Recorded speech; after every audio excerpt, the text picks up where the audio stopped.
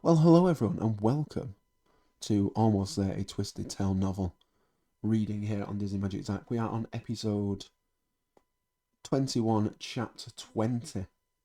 Let's get into it. If you have missed any, be sure to check out the playlist down below. And let's keep going. Chapter 20. This could not be happening. It could not be happening. This is a disaster, Tiana said. She promised Rudy Davies and the All-Stars. If she went out there and told the crowd there would be no show, they would rebel. Even worse, they might never come to her restaurant again. This was the kind of thing that could ruin T&J Supper Club's reputation and make the success they've achieved short-lived. In the few months since they opened, Tiana had learned just how difficult it was to run a restaurant in a city known for its cuisine. Serving great food was only a small part. If you alienated your customers, they could easily spend their money somewhere else. And this was supposed to be their weekend. Now just stay calm, baby girl, James said.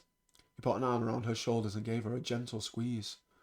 She leant into her daddy's comforting embrace, wanting nothing more in this moment than to soak in the support he provided. But she had an emergency on her hands. She couldn't just stand there doing nothing. You have to figure out a way to fix it, Tiana said. People are expecting dinner and a show. The way little Johnny described it makes no sense, Eddie May said. Why would only the instruments burn up? That's what I don't understand either, Tiana said. It almost makes me wonder if it was intentional. My friends can show you what real smoke looks like. Was this Facilier's doing? Had he set his friends on Rudy Davis's band just to get back at her for not wanting to add his latest potion to all her dishes? How can T&J's have a Mardi Gras celebration without a band? Anime asked. People are going to be disappointed. Oh, they're going to go down the street to listen to the Shiny Walter band, Carol Ann said. Tiana whipped around. Where's Shiny Walter played? Smoky Joe's over on Rampart. I heard folks talking about it earlier. Tiana quickly tried to come up with a backup option, but she couldn't call on Louis and the rest of the crawfish crooners. She'd given them the night off, and they were surely all scattered about the city. She'd walked over to the swinging door, nudging it just wide enough to observe the crowd. She fidgeted with the top button of her dress as her eyes scanned the packed dining room. Tiana was relieved to see so many cheerful smiles. People were enjoying their food, and everyone seemed to be having a grand time. But how long would that last if she went out there and informed them that the band everyone had come to see tonight would not be performing?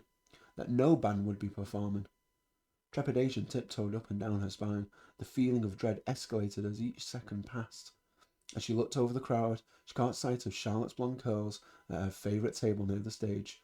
Naveen was there with her. Naveen! You can't ask him. But Naveen was the only musician here, and when he'd played for the crowd the night before, everyone seemed to love him. She promised her patrons dinner and a show. What choice did she have? This is what you get for making promises, Tiana whispered to herself. She sucked in a deep breath and slowly blew it out. Then pushed open the kitchen door and headed straight for Lottie and Naveen's table. Tiana did her best to quell the butterflies that instantly began to flitter around her stomach as she drew closer. Hi, Lottie, Naveen, Tiana said as she came up upon their table. She cursed, her voice for shaking. Tia, everything looks so beautiful tonight, Charlotte said. Where's the band? I'm ready to dance. Well, that's why I'm here. She turned her attention to Naveen, her breath catching in her throat. It was hard to believe that, at one time, she found him annoying. She would gladly put up with his exasperating habits if it meant they could be together. But you can't, so get on with what you came here to do. Tiana swallowed deeply, and allowed the words to rush out of her. Rudy Davis and the All-Stars instruments burned up in a fire tonight, and they won't be able to make it. So can you please play the trumpet for the crowd, Naveen? Oh, goodness! Lottie's hand flew to her chest. Is everyone okay? I think they are, Tiana said. But of course, they can no longer perform tonight, and they have no way of contacting Louis. I would if I... Yes, Naveen said. Yes? Hope searched through her. You'll do it? Of course I will, Tiana. There was something about the way he said her name, the way it rolled off his tongue in that lyrical way he spoke. She didn't know any better. Tiana would have thought the Shadow Man had taken away her ability to speak.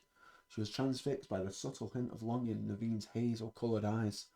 The butterflies returned, but Tiana didn't try to surpass them. She didn't want to, because this flutter was filled with excitement and yearning. All those feelings she tried so hard to ignore this past year when it came to Naveen. For a brief moment, Tiana allowed herself to just feel. Thank you, she finally answered, her voice once again catching in her throat. Anything for you, he said. Before Tiana could respond, he grabbed his trumpet and climbed onto the stage. Good evening, good people. Naveen greeted the crowd. I trust everyone is having a great time tonight. Have you tried that jambalaya? He rubbed his belly and licked his lips. Fantastic! Rousing applause and calls of "Hear, hear" reverberated around the restaurant. Now I bet you're wondering, what is this guy doing here, eh? Where's Rudy Davis? He hunched his shoulders. Well, unfortunately, there was a bit of an incident with Mr. Davis's band. They won't be able to make it. Disturbed murmurs began to hum throughout the dining room. But never fear, Naveen continued. You will get a great show tonight. That is a promise. He tipped his trumpet to the crowd, brought it to his lips and opened with a rousing rendition of an old fat Waller tune. Before Tiana knew it, she was swaying back and forth with the rest of the crowd, her distress from a minute ago a thing of the past. He really was charismatic. She glanced towards the kitchen and caught sight of her mother and father dancing just outside the door, her heart nearly bursting at the sight. Naveen sure is good with that horn, isn't he? Lottie said. That he is, Tiana said, bringing her attention back to the stage. Thank goodness for that. He saved me from what could have been a catastrophe. You know, Tia, Lottie said, her voice taking on a teasing tone, Naveen really likes you. Now don't tell him I told you that, because he's trying to take things slow, but y'all are moving too slow for me. There is no y'all when it comes to me and Naveen, Tiana said, but there could be. What do you have against him? Tiana closed her eyes. Lottie, please, you know that I don't.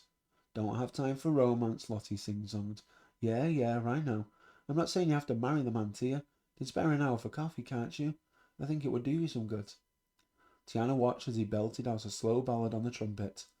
What she wouldn't give to sit across the table from Naveen in a quaint cafe in the quarter, laughing, joking, just enjoying his company. Was that too much to ask? Would that violate the terms of the bargain she made with Facilier? Did relinquishing her love for Naveen mean she couldn't have any dealings with him whatsoever? What if it wasn't just her and Naveen on a date? What if there were others around, and she and Naveen just happened to meet up? Her eyes still fixated on the stage. Tiana said, the annual neighbourhood picnic crowning the King of Zulu is tomorrow in Congo Square. Me and Mama and Daddy take part every year. We start early in the morning and last all day long. She glanced over at Lottie. Why don't you join us? She returned her eyes to the stage, hesitating only a moment before she added, and bring Naveen with you.